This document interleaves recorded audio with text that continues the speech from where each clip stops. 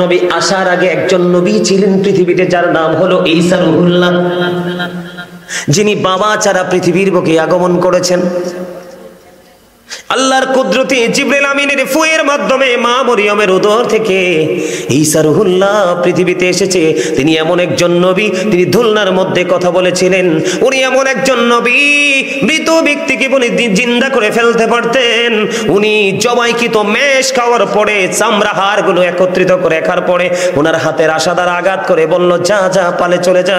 আপনি বন্ধু একটা ছাগল বা বকরি, আপনি যেটাই বলেন, ভেড়া বলেন, যেটাই বলেন, জবাই করে গোস্তটা পুরোটা খেয়ে ফেললো, চামড়া এবং হাড় এক জায়গায় রাখলো, ওনার লাঠি দিয়ে আঘাত করে বলল, যাও পালে যাও, জিন্দা হয়ে গেল। জোরে জোরে কন্যা সুবহানাল্লাহ। ঈসা নবীজির জীবনী থেকে আমি একজন মিথ্যাবাদী, একজন লোভী মানুষের এক্সাম্পল আমি আপনাদেরকে দিতে চাই। আমাদের এই যুগের মানুষ বেশি লোভী না ত্যাগী? অনেক বেশি লোভী।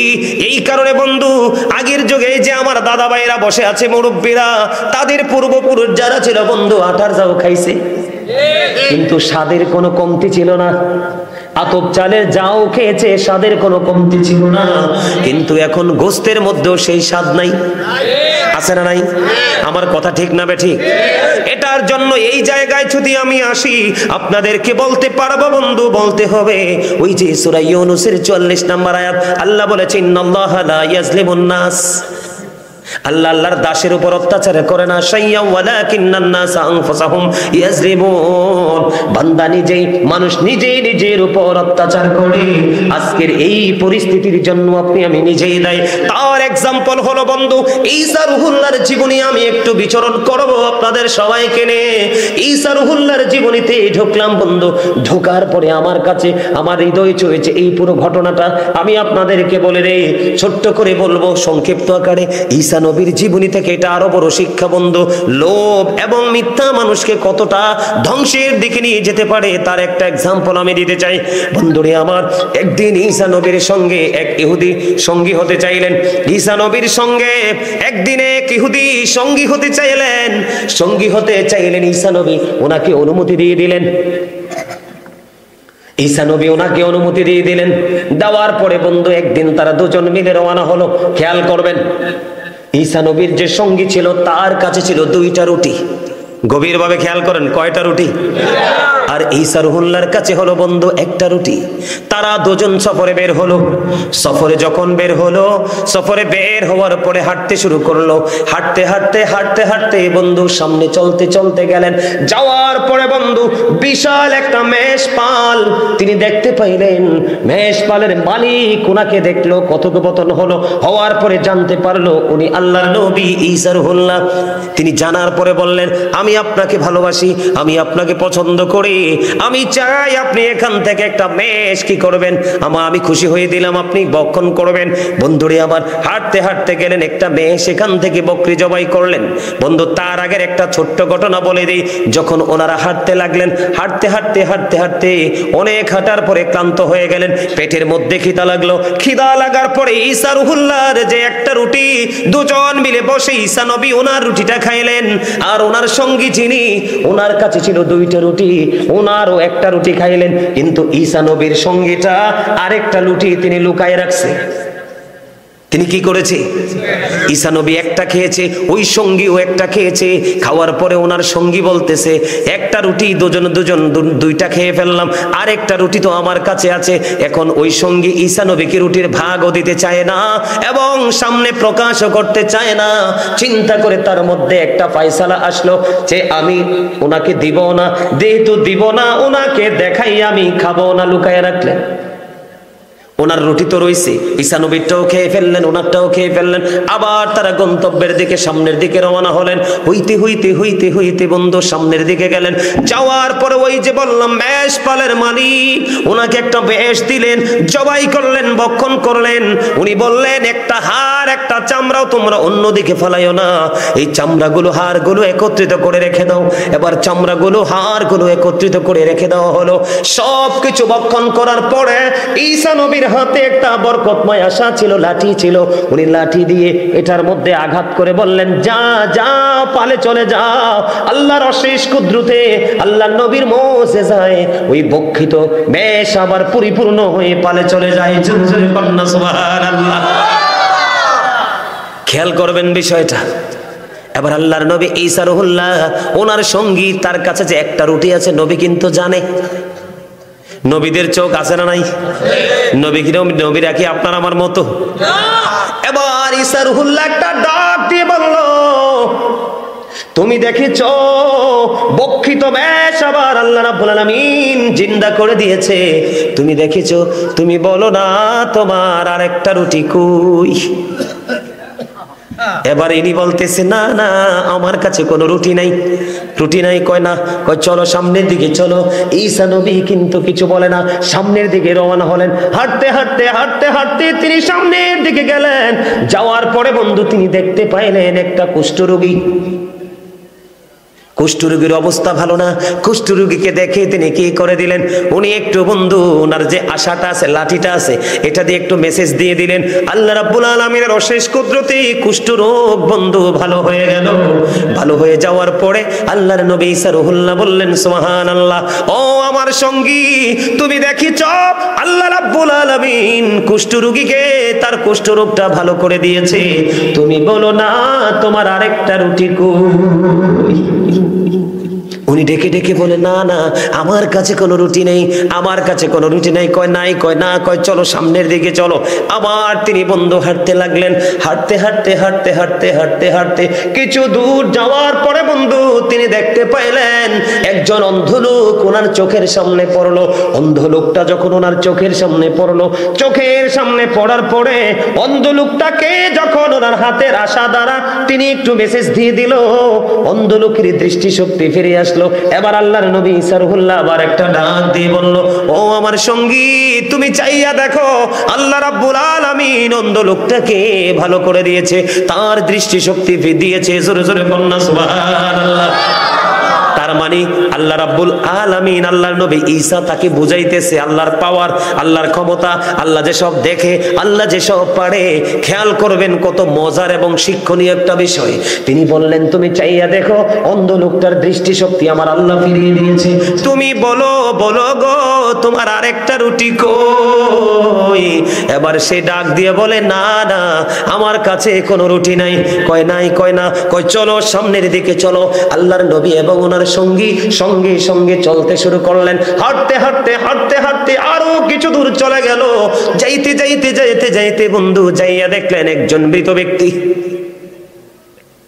একজন মৃত ব্যক্তিকে দেখে ওনার যে হাতে বরকতময় লাঠি, ওটা দিয়ে টাচ করলেন। টাচ করার সঙ্গে সঙ্গে আল্লাহর কুদরতে ওই মৃত ব্যক্তি জিন্দা হয়ে গেল।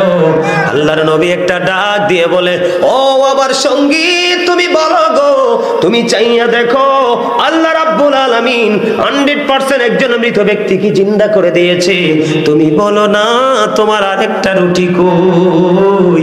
সে কয়, না না আমার কাছে কোনো রুটি নাই। কয় না, কয় না রুটি নাই, রুটি নাই। এই কথা বলে বন্ধু ঈসা নবীও কিছু বলে না, সঙ্গীকে নিয়ে সামনের দিকে চলতে লাগলেন। চলতে চলতে চলতে চলতে হাঁটতে হাঁটতে একটা বৃক্ষ পাইলেন। বৃক্ষ বুঝেননি? গাছ, ছায়াদার একটা বৃক্ষর নিচে তিনি বিশ্রামে বসলেন। বিশ্রামে বসার পরে সঙ্গে সঙ্গে ঈসা নবীর একটু বন্ধু তন্দ্রা চলে আসলো। এবার ঈসা নবীর সঙ্গে সে কিন্তু রুটি কিন্তু একটা তার সঙ্গে আছে। কি আছে খেয়াল করেন, বারবার সে কি করতেছে? মিথ্যে কথা বলতেছে। আল্লাহর নবী আল্লাহর পাওয়ার তাকে মনে করিয়ে দিচ্ছে, কি আল্লাহর ক্ষমতা তাকে মনে করিয়ে দিচ্ছে। আর ওই দিক দিয়ে সে কন্টিনিউ মিথ্যা কথা বলে। আপনাদেরকে আমি বলে দেই, মিথ্যা হলো সকল পাপের প্রসূতি। মা থেকে যেমন সন্তান প্রসব হয়, মিথ্যাবাদীর মধ্য থেকে সব ধরনের অপরাধ জন্ম হয়। আপনি দেখবেন দোকানে ঝগড়া হয় মিথ্যা কথা দিয়া, সমাজের মধ্যে ঝগড়া হয় মিথ্যা কথা দিয়া, জাতির মধ্যে বিভেদ সৃষ্টি হয় মিথ্যা কথা দিয়ে। এই জন্য আমি আপনাদেরকে বন্ধু বলে দিতে চাই, অত্যন্ত শিক্ষণীয় বিষয়, আপনারা গুরুত্ব সহকারে শুনুন। আল্লাহর নবী ঈসা রুহুল্লাহ যখন একটা বৃক্ষের নিচে বসলো, বসার পরে ওনার একটু তন্দ্রা চলে আসলো। এবার ওনার সঙ্গী মনে মনে চিন্তা করতেছে, আমি তো দেখলাম আল্লাহর নবীর লাঠির মধ্যে কত জোর। আল্লাহর নবী এবার কি করলেন, তিনি বিশ্রামে চলে গেল, ওনার তন্দ্রা চলে আসলো। তন্দ্রা বুঝেননি? পরিপূর্ণ ঘুম না, ঘুম ঘুম ভাব। ঘুমটা আসেও আবার চোখ মেলেও, এইরকম তন্দ্রাচ্ছন্ন হয়ে গেলেন। একটা পর্যায়ে উনি একটু নিবিড় হয়ে গেলেন, নিঝুম হয়ে গেলেন। এবার ওই আল্লাহর নবীর সঙ্গী মনে মনে চিন্তা করে, আমি দেখতে পাইলাম নবীর হাতের লাঠিতে এত বরকত, এটা নিয়ে দেখি আমি কিছু বরকত পাই কিনা বন্ধু। এবার আল্লাহর নবী ঘুমন্ত, ঘুমে গেল। তন্দ্রা যখন চলে আসলো, এবার ওই সঙ্গী ওনার বরকতময় লাঠি নিয়ে পালিয়ে গেছে। জোরে জোরে কন্যা নাউজুবিল্লাহ। আমাদের দেশের মুসলমানের অবস্থা এখন ওই লাঠি চোরের মতো হইছে। কথা কন না কেন? ঠিক কিনা বলেন? মসজিদের মিম্বরে নাপাক মানুষ বসে, যার সিনায় নবীর প্রেম নাই। আল্লাহর হাবিবকে মিলাদ বললে আল্লাহর হাবিবের মিলাদকে বেদাত বলে। কথা বলেন না কেন? এরকম বেয়াদব আছে না নাই? আমি আপনি বলি, আজকে আপনাদেরকে মণিপুর ঈদগাহ ময়দান থেকে আমি আপনাদেরকে বলে দেই, দূর থেকে বলতে পারবে মিলাদ বেদাত। মিলাদ নামে যেই আমলগুলো করা হয়, কারো বাপের শক্তি নাই একটা আমলকে বেদাত প্রমাণ করতে। এবার কি করলেন? পাগল হয়ে গেলেন, লাঠি নিয়ে চলে গেলেন। যাইতে যাইতে যাইতে যাইতে সামনে গেলেন। সামনে যাওয়ার পরে দেখলেন বিশাল মানুষের উপস্থিতি। এবার নিয়ে চলে গেলেন ওই মানুষের ভিড়ে। যাইয়া দেখলেন ওই তৎকালীন সময়ে বন্ধু, তিনি যাইয়া দেখলেন একজন বাদশা বড় অসুস্থ, মৃত্যু সজ্জায়। তারা অনেক ট্রিটমেন্ট করেছে, কোনো ডাক্তারের চিকিৎসায় রোগী ভালো হয় না। এবার প্রশ্ন করলেন, তোমরা কি? কয়, আমরা হলাম এই রাজার প্রজা। এ তোমাদের রাজার কি হয়েছে? পৃথিবীর সকল ডাক্তার ফেল করেছে, মিস করেছে, উনি সুস্থ হয় না। আমরা এসেছি ওনার জন্য দুঃখ এবং শোক প্রকাশ করার জন্য। কই, আমি তোমাদের বাদশাকে জিন্দা করে দিব। কি করে দিব? আমি তোমাদের বাদশাকে জিন্দা করে দিব। আমি তোমাদের বাদশাকে জিন্দা করে দিব। কয়, জিন্দা করতে পারবা? কয়, হ পারবো। শর্ত হলো আমাকে 5000 স্বর্ণ মুদ্রা দিতে হবে। এখন আপনি যদি কেউকে ভালোবাসেন, পৃথিবী লিখে দিতেও রাজি আপনার ভালোবাসার মানুষের জন্য। এমন প্রেম কি আছে না নাই? কথা বলেন, আছে না নাই? বন্ধু এবার কি করলেন? ওই প্রজারা তাৎক্ষণিক ভাবে রাজি হয়ে গেল। আমি কথা দিলাম, আমরা কথা দিলাম তোমাকে 5000 স্বর্ণ মুদ্রা দিব, তবে শর্ত হলো আমাদের বাদশাকে জিন্দা করতে হবে। বন্ধু, বাদশা অর্ধমিত। এবার ওই লাঠি চোর ঈসা নবীর সঙ্গে বাদশার গায়ের মধ্যে লাঠি দিয়ে আঘাত করতে দেরি, সঙ্গে সঙ্গে বাদশা ইন্তেকাল করতে দেরি করে না। জোরে জোরে কন্যা নাউজুবিল্লাহ। আর জোরে বলেন না নাউজুবিল্লাহ। বাদশা যখন ইন্তেকাল করলো, ওই বাদশারা যে প্রজারা তারা পাগল পাড়া হয়ে গেল। আমাদের বাদশা অর্ধমিত ছিল, অসুস্থ ছিল, তাও তো ছিল। কি এমন জাদুর লাঠি তুমি লাগাই দিলা, আমাদের বাদশাকে চিরদিনের জন্য পৃথিবী থেকে তুমি বিতাড়িত করে দিলা, আউট করে দিলা। এবার বন্ধু ওই দিক দিয়ে দেখি বন্ধু তুলকালাম কাণ্ড, বাদশা ইন্তেকাল করেছে। তার জন্য বন্ধু সঙ্গে সঙ্গে মিনি পার্লামেন্টের ব্যবস্থা করা হয়েছে। বন্ধুরে আমার, ও বন্ধু, তার বিরুদ্ধে কি সাজা দেওয়া যায়? তাৎক্ষণিকভাবে তো প্রজারা সবাই চিন্তা করলো, সে আমাদের রাজার হত্যাকারী, তাকে মৃত্যুদণ্ড দিতে হবে, তাকে ফাঁসির জন্য ফাঁসির মঞ্চ তৈরি করতেছে। ওই দিক দিয়ে ঈসা নবীর তন্দ্রা ভেঙে গেল, অথবা ঘুম ভেঙে গেল। এখান থেকে বের হয়ে চাইয়া দেখে তার লোকও নাই, তার লাঠিও নাই। এবার আস্তে আস্তে আস্তে আস্তে করে সামনের দিকে অগ্রসর হতে লাগলো। হতে হতে হতে হতে হতে হতে এবার বন্ধু যাইতে যাইতে ওখানে গেলেন। যাইয়া দেখলেন ফাঁসির মঞ্চে সব কিছু রেডি। ওনার সঙ্গীটা বন্ধু ফাঁসির কাছে ঝুলে যাবে। এবার আল্লাহর নবী ঈসা রুহুল্লাহ ডেকে ডেকে বললেন, এখানে কি হয়েছে? কই, এই লোকটা আমাদের রাজাকে হত্যা করেছে। কিভাবে হত্যা করলো? ওই যে দেখেন তার হাতে লাঠি। কি এমন লাঠি? আমি জানি না, লাঠি লাগাইতে দেরি, আমার বাদশা ইন্তেকাল করতে দেরি করলো না। এখন আমরা সিদ্ধান্ত নিয়েছি মৃত্যুদণ্ড তাকে দেব।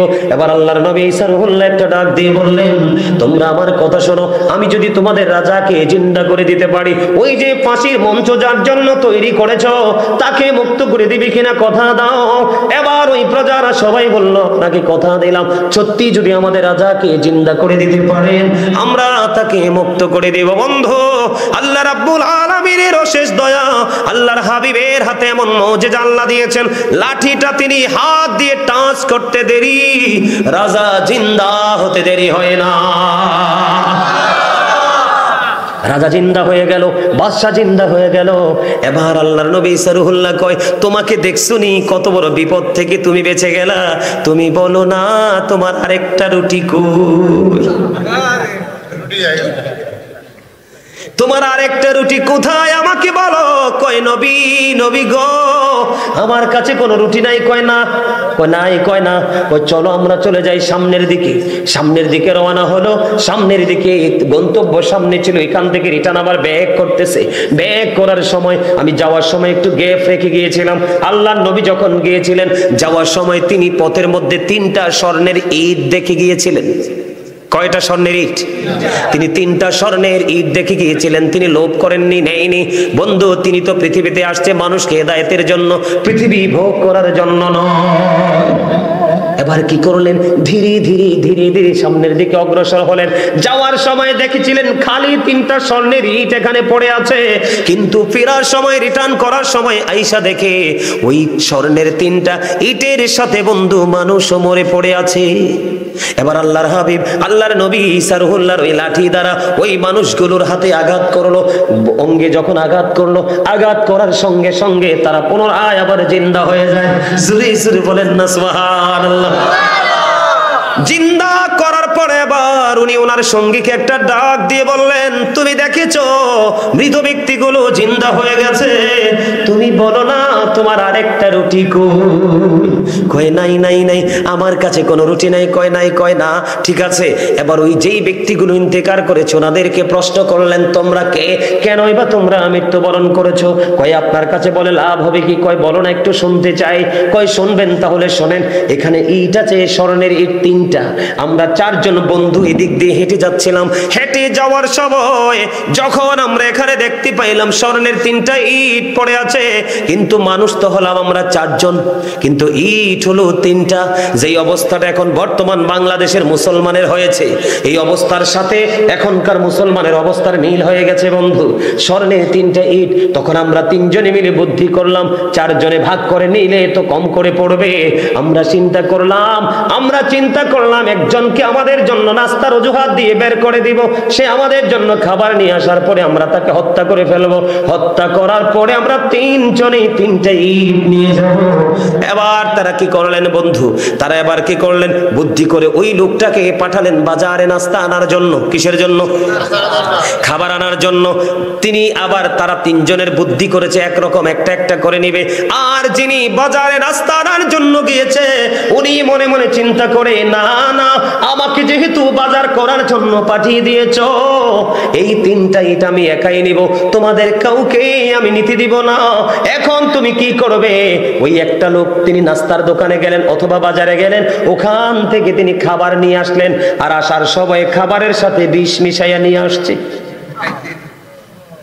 কি মিশাইছে? বিষ মিশিয়ে নিয়ে আসছে। 3 জন বুদ্ধি করতেছে আসার পরে মেরে ফেলবো, আর ও চিন্তা করতেছে তোমরা নাস্তা খেয়ে মারা যাবা, একাই আমি 3টা স্বর্ণের ইটের মালিক হব। বন্ধু, এবার ওই লোকটা আসার পরে তাকে মেরে ফেললো।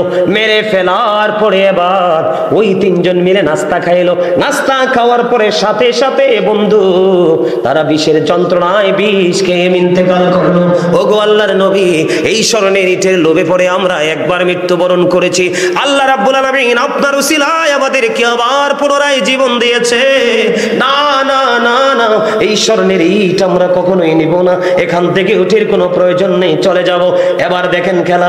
আল্লাহর নবী ঈসা রুহুল্লাহ ডাক দিয়ে বললেন, শোনো শোনো, এই মানুষগুলোকে আল্লাহ রাব্বুল আলামিন বাঁচিয়ে দিয়েছে, তুমি বলো না তোমার আরেকটা রুটি কই? হে কয় না না না, আমার কাছে কোনো রুটি নাই। কয় রুটি নাই? কয় না। ইয়া নবী গো, এই স্বর্ণের ইট গুলো কি করব? কয় আমরাই নিব। কি কয়? স্বর্ণের ইট গুলো কি করব?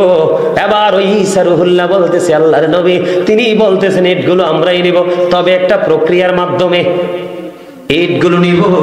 প্রক্রিয়াটা কি? আল্লাহর নবী ঈসা রুহুল্লাহ একটা ডাক দিয়ে বলল, প্রক্রিয়াটা হলো যার কাছে একটা রুটি ছিল তিনি নিবে একটা স্বর্ণের ইট, আর যার কাছে 2টা রুটি সে নিবে 2টা স্বর্ণের ইট। বুঝেন নাই কিছু? বুঝছেন কিছু? নবীজি বলতেছে যার কাছে একটা রুটি সে পাবে একটা স্বর্ণের ইট, আর যার কাছে দুইটা রুটি সে পাবে দুইটা স্বর্ণের ইট। এবার ওই পাপিষ্ঠ, ওই জালিম, ওই মিথ্যাবাদী, ওই নবীর সঙ্গী এবার একটা ডাক দিয়ে বলল, নবী গো, ও নবী, আপনি তো আপনার কাছে একটা রুটি ছিল পারে, ফার্স্ট টাইমে আপনি খেয়ে ফেলেছেন। আপনার কি মনে পড়ে আপনার সঙ্গে আমি একটা রুটি খেয়েছিলাম? এই যে দেখেন নবী গো, আমার কাছে এখনো আর একটা রুটি আছে। তার মানে এই দুইটা স্বর্ণের ইটের ভোগ আপনার ফয়সালা অনুযায়ী আমি পাবো, আর একটা পাবেন আপনি। এবার আল্লাহর নবী ঈসা রুহুল্লাহ একটা ডাক দিয়ে বললেন, ওরে পাগল, এই পৃথিবীতে নবী এসেছে খাওয়ার জন্য নয়, ভোগের জন্য নয়, মিথ্যে বলার জন্য নয়। নবীর এসেছে পৃথিবীতে মানুষকে সত্যের সন্ধান দিতে। আমি এই ইট নিব না, তুমি এই ইট নিয়ে যাও, তবে তুমি বলে রাখো তোমার গজব খুবই সন্নিকটে। এবার আল্লাহর নবী এখান থেকেই তাকে ত্যাগ করে উনি ওনার গন্তব্যের দিকে রওনা হয়ে গেলেন। আল্লাহর নবীর সঙ্গী ও বন্ধু তিনটা স্বর্ণের ইট পেয়ে তিনি এত বেশি খুশি হলেন, ইটগুলোকে জড়াইয়া ধরলেন, বন্ধু বুকে তুলে নিবে এবং তিনি তো ওনার জীবনের মানকে পরিবর্তন করবে, অর্থনৈতিক ভাবে তিনি ডেভেলপ করবে।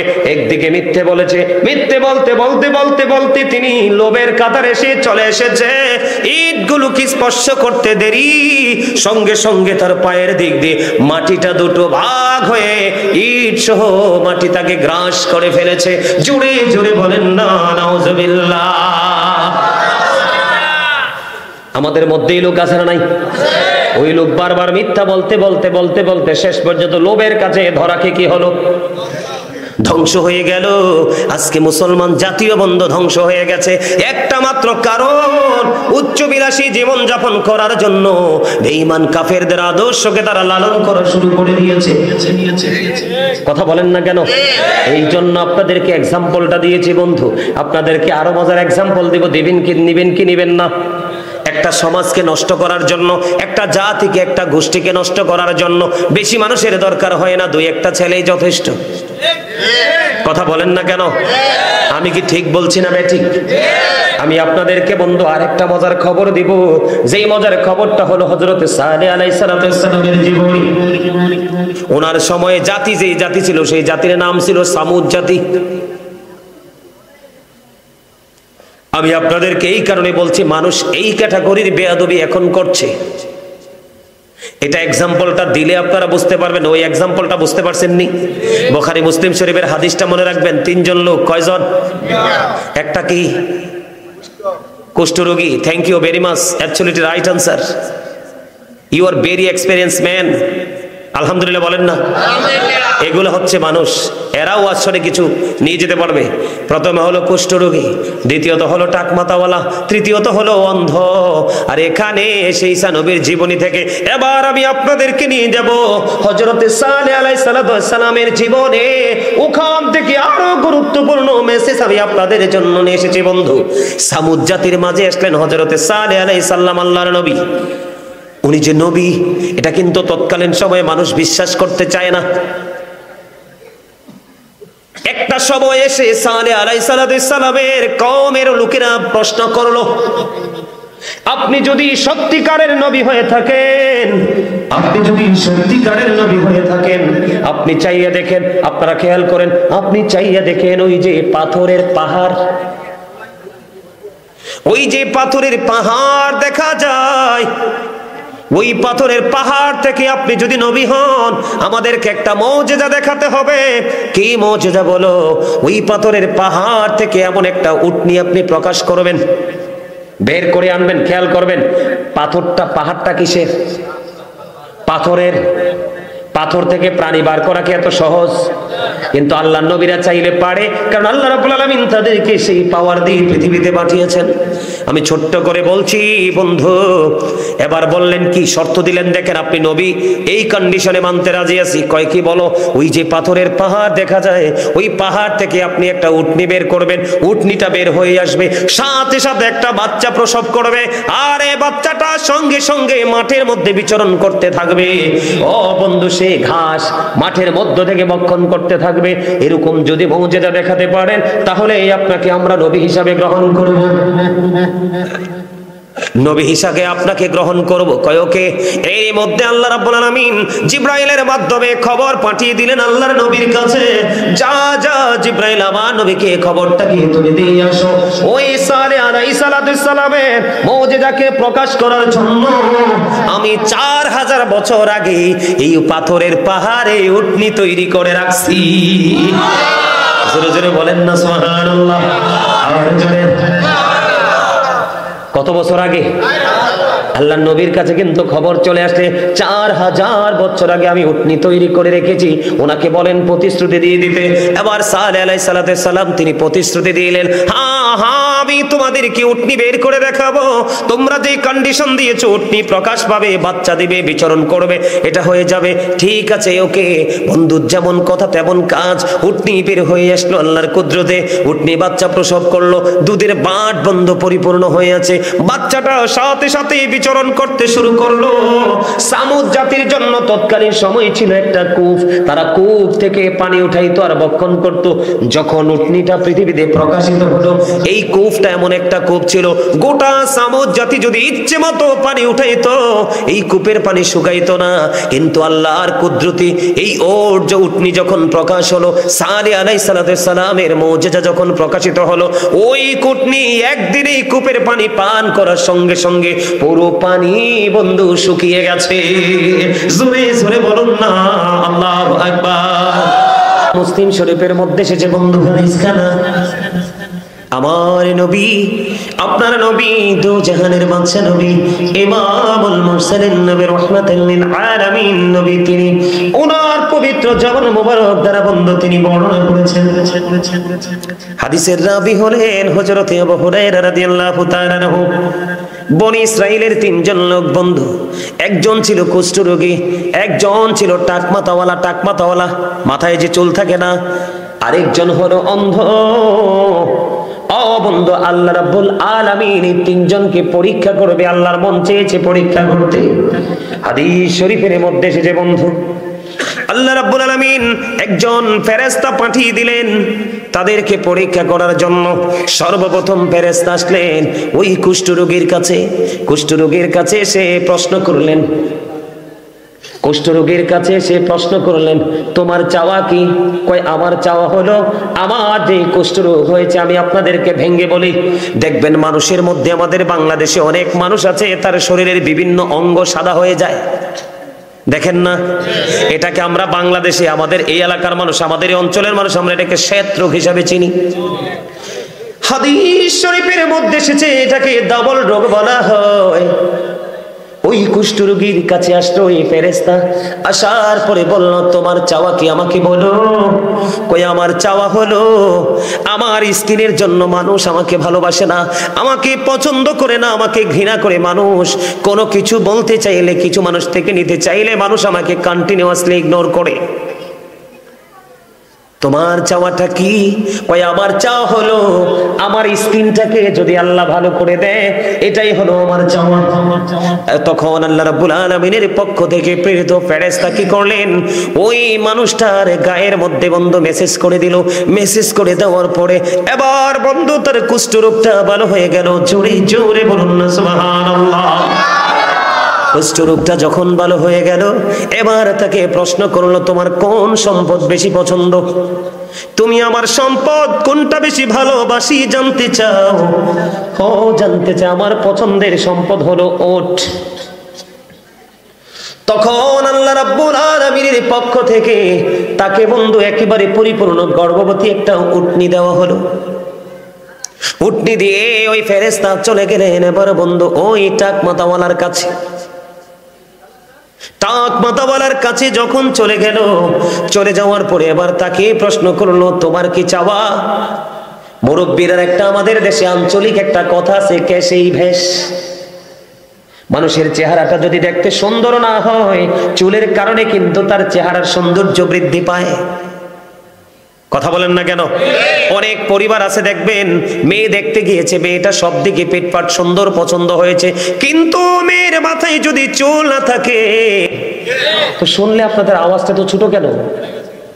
আমি তো আলোচনা করব ধারাবাহিক ভাবে, আপনারা মাঝে মাঝে সুবহানাল্লাহ আলহামদুলিল্লাহ বলে আপনারা আপনাদের জান্নাতের বাগান থেকে খোরাক নেবেন, এটা আত্মার খোরাক। রাসূল বলেছে জান্নাতের বাগানের মেহমানদের জন্য এটা হলো জান্নাতি খাবার। সুবহানাল্লাহ। আপনি কি মনে করছেন দুরূদ পড়লে জিকির করলে কি আত্মায় প্রশান্তি আসে না? যার আত্মায় প্রশান্তি আসে না মনে করবেন তার নামাজ আল্লাহ পর্যন্ত পৌঁছায় নাই। আর অল্প হোক যদি সে শান্তি পায় মনে করবেন এটা আল্লাহ কবুল করে নিয়েছে। মন দিয়ে শুনেন, আমি আপনাদেরকে কি বুঝাইতে চাই, এই সমস্ত মানুষ, এই সব নাফরমান মানুষ আমাদের মধ্যে এখন বেশি আছে। বন্ধুরে আমার, এবার ওই অন্ধ লোকের কাছে চলে গেল। অন্ধ লোক ডেকে ডেকে বলে, কে গো তুমি? এত সুন্দর পৃথিবী, আমার দৃষ্টিশক্তি না থাকার কারণে আমি কিছুই দেখতে পাই না। আমার চাওয়া হলো আমার দৃষ্টিশক্তি ফিরে পাওয়া। এবার ওই ফেরেশতা কি করলেন, ওই অন্ধ লোককে মেসেজ দিয়ে দিলেন। অন্ধ লোকটাকে মেসেজ করার পরে তার দৃষ্টিশক্তি বন্ধু ফিরে আসলো। জোরে জোরে বলুন না সুবহানাল্লাহ। এবার তাকে প্রশ্ন করলেন, তুমি কি চাও? কয় আমি চাই আমার পছন্দের দৌলত হলো, সম্পদ হলো ছাগল।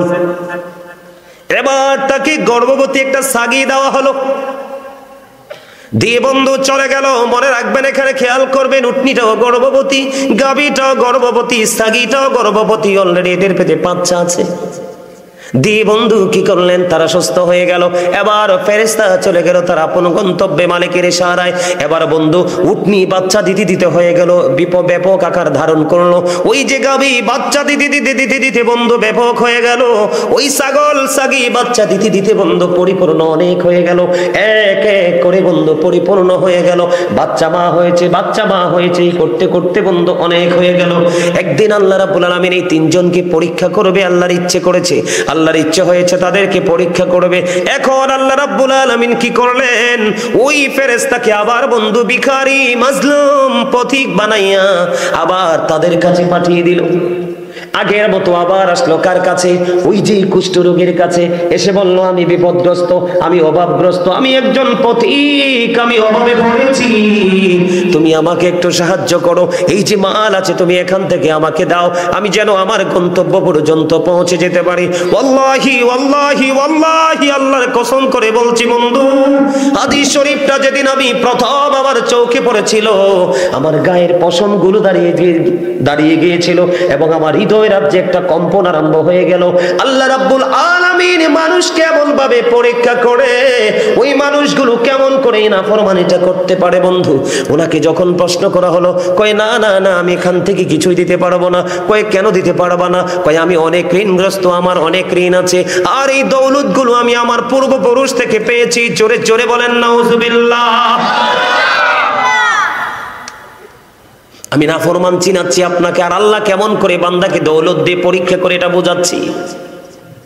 বন্ধুরে আমার, এবারে কি করলেন, ওই ফেরেশতা একটা ডাক দিয়ে বললেন, আমার মনে হয় আমি তোমাকে চিনি, তুমি তো কুষ্ঠরোগী ছিলে, তোমার কোনো দৌলত ছিল না, আল্লাহ রাব্বুল আলামিন দয়া করে তোমাকে ভালো করে দিল এবং তোমাকে দৌলতের মালিক বানিয়ে দিল। আমি তোমাকে চিনি, তুমি মিথ্যে বলেছো, আমি আজকে বলে যাই আল্লাহ যেন তোমাকে আবার আগের অবস্থায় ফিরিয়ে নেয়। এই কথা বলে তিনি চলে গেলেন বন্ধু কার কাছে? ওই যে গাভীর মালিক বন্ধু, টাক মাথাওয়ালার কাছে চলে গেলেন, চুলবিহীন মাথা। এবার ওনার কাছে যাওয়ার পরে দ্বিতীয় ব্যক্তি আবার বলতেছে, না না, আমি এখান থেকে দিতে পারবো না, কারণ এগুলো আমার পূর্বপুরুষ থেকে পাওয়া, আমি এগুলো আমার পূর্বপুরুষ থেকে পেয়েছি, আমি এগুলো দিতে পারবো না। ওই আগের মতোই ফেরেশতা আবার ডেকে ডেকে বললেন, আমার মনে হয় আমি তোমাকে চিনি রে, তুমি ছিলে টাক মাথাওয়ালা, তোমার কোনো দৌলত ছিল না, আল্লাহ রাব্বুল আলামিন তোমাকে এই দৌলত দিয়েছে। তুমি যদি এখানে মিথ্যে বলে থাকো, কোনো ছলচাতুরি করে থাকো, আল্লাহ যেন তোমাকে আগের জায়গায় আবার পৌঁছে দে। এই কথা বলে তিনি এখান থেকে চলে গেলেন, দ্রুত চলে গেলেন বন্ধু ওই অন্ধ লোকের কাছে, বকরির মালিক, ওই বকরির মালিকের কাছে চলে গেল। যাওয়ার পরে তিনি প্রথমবারের মতো আবার বিস্তারিত ভাবে বলল। বলার পরে ওই বকরির মালিক একটা ডাক দিয়ে বলল যে আমার কোনো কিছু ছিল না, আমি অন্ধ ছিলাম, আল্লাহ রাব্বুল আলামিন আমার এই দৃষ্টি শক্তি ফিরিয়ে দিয়েছে, আমার কোনো দৌলত ছিল না, আল্লাহ কুদরত থেকে আমাকে বকরি দিয়েছে, এইগুলো থেকে আমি কি করেছি, আজকে সম্পদের মালিক হয়েছি।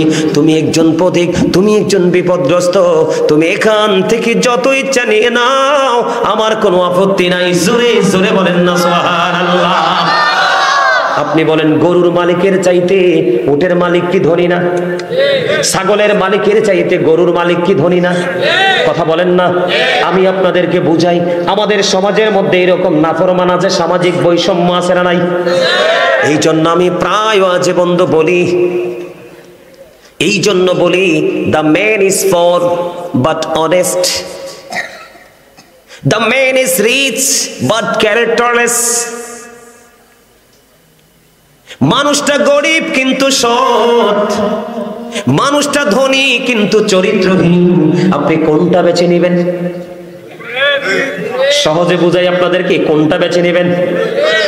গরিব বলে উত্তর সঠিক হয়নি, আপনি গরিব বলে উত্তর দিবেন না, আপনি উত্তর দিবেন যার চরিত্র সুন্দর আমি তাকেই বেছে নিব, ধনী হোক বা গরিব হোক।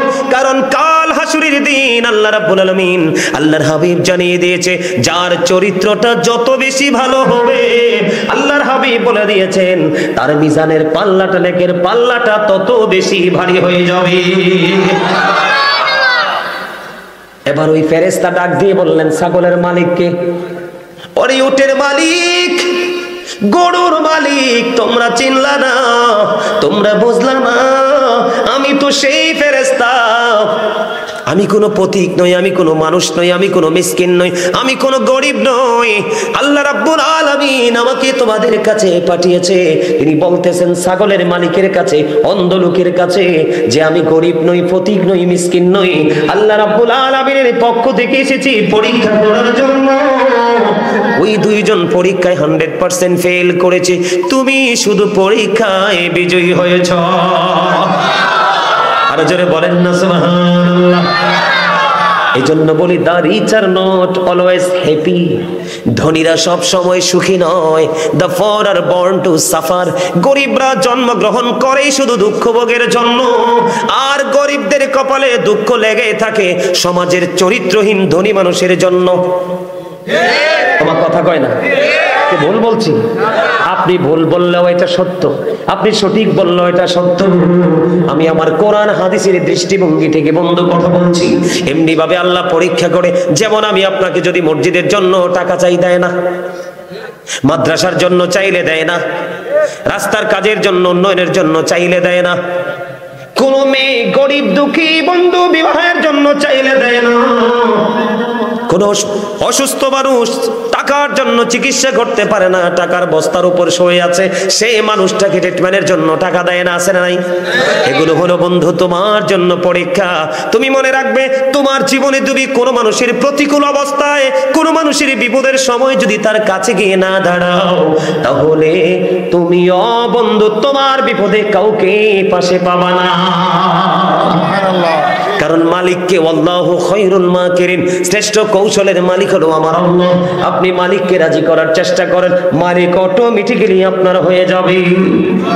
এখন ওই যে বন্ধু, ওই যে ছাগলের মালিক, সরি গরুর মালিক আর উটের মালিক, এই দুইজন কিন্তু লোভে পড়েছে।